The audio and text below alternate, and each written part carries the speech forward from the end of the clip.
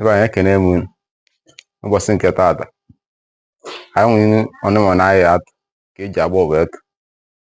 Tupu anyị na-aga n'ihu, biko tụsara m ozi nke wa chi alụ nya kọmentị ya ma like anya onye ọ na wee na-apịa ma na-efolo.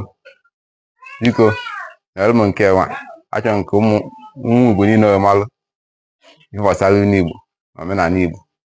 Ihe nji emewa n'ihe nwa achọrọ m ka nke omenala Igbo n'ilu Igbo ụfọdụ na tupu anyị gaa n'ilu, biko tụsara m inu nke mbụ ma atụ si na agbọghọ oke ngala adịghị ama mgbe o ji ọgafe nne dị n'ụzọ.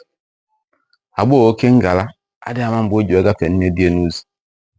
Ka onye bụ agbọghọ oke ngala? Agbọghọ oke ngala bụ onye nke ya ga ọ na-aga ọ na-elecha na-atụ n'onwe ya elu na-asị maka onye ọ na-agbago na-agbada ụbọchị onye mụrụ na onye